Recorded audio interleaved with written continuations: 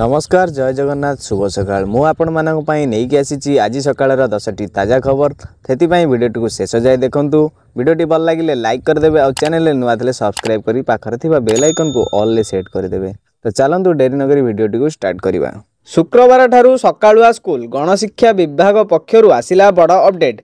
राज्य में क्रमागत तापमात्रा वृद्धि पाउछि। पिला माने खरा समय रे स्कूल जाई पाठ पढ़िबा संभव हेउनाई। तेणु ग्रीष्म प्रवाह को दृष्टि रखी राज्य सरकार स्कूल समय परिवर्तन करिसंती। शुक्रवार ठारू सकाळ स्कूल नहीं गणशिक्षा विभाग पक्षरु सूचना जारी करा जायछि। सकाळ 6:30 रु आरंभ हेबो स्कूल 10:30 रे सरिबो। यह प्रथम रु द्वादश श्रेणी पर्यंत पिलांक पई लागू करा जायछि। यह पूर्वरु आसंता एप्रिल 2 रु विद्यालय गुड़िकरे पाठपढ़ा सकाळु आरंभ करा जिवो बोली राजस्व मंत्री सुरेश पुजारी सूचना देइथिले। एही समय रे स्कूल रे सुरक्षित पानीय जल ओआरएस पैकेट मौजूद रखिबा सह अन्य आवश्यक पदक्षेप नेबा पई निर्देश दिया जाइथिला। जिलापाल माने निज जिल्लार पाणीपाग स्थिति को देखि विद्यालय खोलिबा निष्पत्ति नेइ पारिबे बोली मंत्री कहिथिले। अन्यपटे मुख्यमंत्री मोहन चरण माझी निर्देश क्रमे प्रबल ग्रीष्म प्रवाह को दृष्टि रखी राज्यर समस्त अंगनवाड़ी केन्द्र को सकाळ 7टा रु 9टा जाए खोला रखिबाकू राज्य महिला और शिशु विकास विभाग पक्षरु समस्त जिलापाल को चिठी करा जायछि। आवश्यक स्थले अत्यधिक ग्रीष्म प्रवाह हेले निज जिलार अंगनवाड़ी केन्द्र गुड़ी को जिलापाल माने छुट्टी घोषणा करिपारिबे बोली परामर्श दिया जायछि। सूचना योग्य राज्यर समस्त अंगनवाड़ी केन्द्र को सकाळ 7 रु खोलिबा पई विभाग पक्षरु पूर्वरु मध्य सबु जिलापाल को पत्र जरिया रे निर्देश दिया जायथिला। परवर्ती खबर सुभद्रा को नहीं बड़ घोषणा कले प्रभाती परिडा। से कहिसंती द्वितीय किस्ती 1 लाख महिला वंचित होइचंती। राशन कार्ड और आय रे तालमेल अभावरु 1 लाख महिला वंचित होइचंती। किछि जण प्रथम किस्ती पाइचंती मात्र आय वृद्धि दर्शाई राशन कार्ड फेराइचंती। प्रभाती आहुरी कहिसंती जे किए गाड़ी किणिची तो किए 5 एकर जमी न थाई मध्य अधिक धान मंडी रे देइचंती। एनै मार्च 31 पर 1-to-1 सर्वे करा जिवो। राखी पूर्णिमा रे वंचित योग्य हिताधिकारी को द्वितीय किस्ती मिलिबो। मार्च 31 पर्यंत जेउमानकु 21 वर्ष हेउथिबो सेमाने आवेदन करि परिबे। परवर्ती खबर राशन कार्ड फेराइथिबा परिवार संख्या 87,844। राज्य में 23,138 जन अयोग्य हिताधिकारी राशन कार्ड फेरैलेनी। विधानसभा रे लिखित उत्तर रखिछंती खाद्य जोगाण और खाउटी कल्याण मंत्री कृष्णचंद्र पात्र। गृह रे लिखित उत्तर रखी मंत्री कहिसंती राज्य में 23,138 जन अयोग्य हिताधिकारी राशन कार्ड फेरैलेनी। राशन कार्ड फेराइथिबा परिवार संख्या 87,844 बोली मंत्री कहिसंती।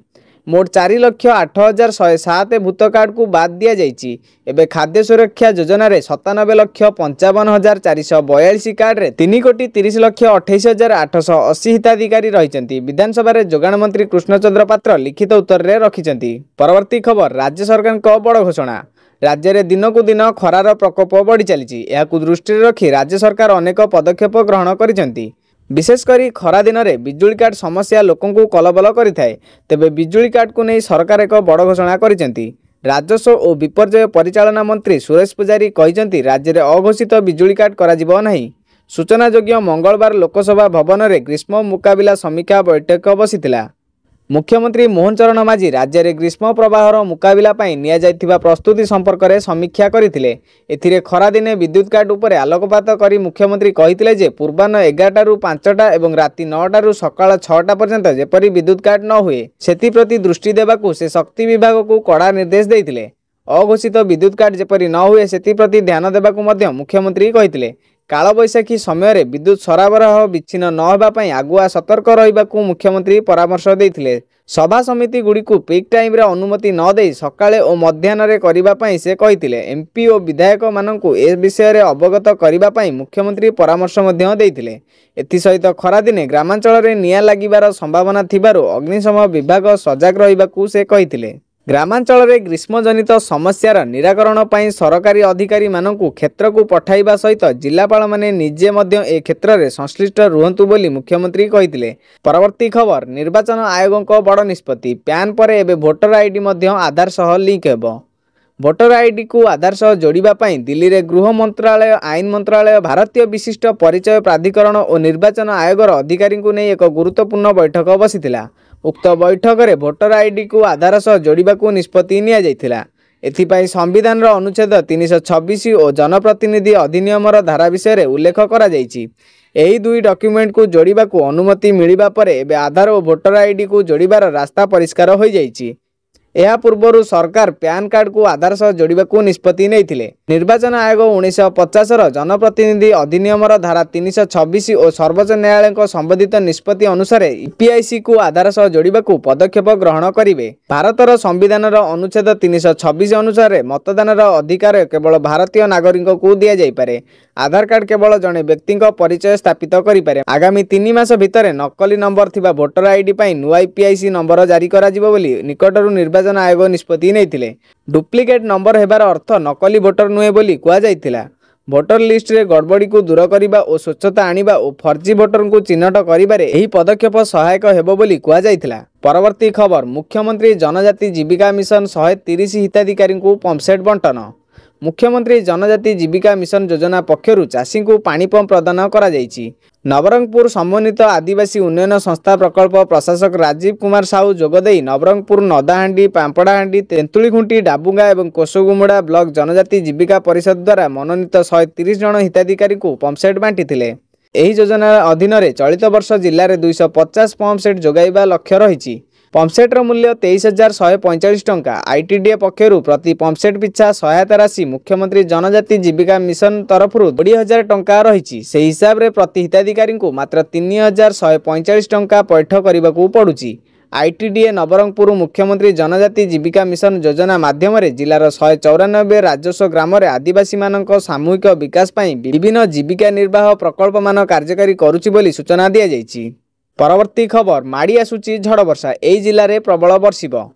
राज्य में गत किछि दिन प्रबल खरा और गुळुगुळी अनुभूत हेउतिबा बेले काल बैशाखी प्रभाव में गुरुवार ठारू तापमात्रा किछि परिमाण ह्रास पाइपारे। आंचलिक पाणीपाग विज्ञान केन्द्र सूचना अनुसार 20 ରୁ 23 जाए राज्य में वर्षा संभावना रही। झड़ पवन सांगकु घड़घड़ी बिजुली और कुआपत्थर वर्षा नहीं सतर्क सूचना जारी होईछि। एहार प्रभाव बुधवार ठारू आकाश में देखा मिलानी। बंगोपसागर में गुरुचाप बलय सृष्टि होगा सह राज्य को प्रचुर मात्रा रे जलीय बाष्प प्रवेश करिबो।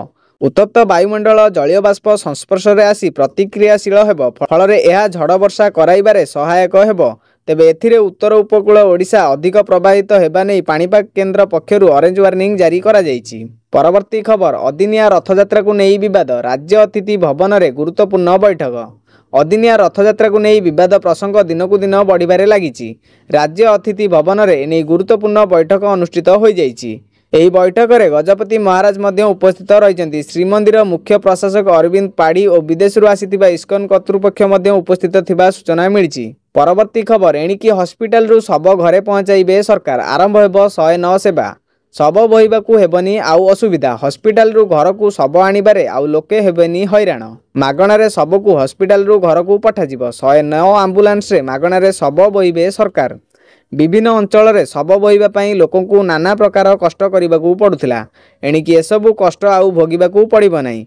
सरकारक तरफरु एही मागणा सेवा आरंभ कराजिबो। तेबे केबेठारु राज्य सरकार सेवा आरंभ करिवे से नै कोनोसी सूचना मिली नाही। दर्शक बंधु वीडियोटी को शेष जाय देखिथिबारु आपण मानकू धन्यवाद। वीडियोटी भल लागिथिले गोटे लाइक कर दियंतु। चैनल रे नुआ थिले सब्सक्राइब करी पाखर थिबा बेल आइकन को ऑल ले सेट कर दियंतु।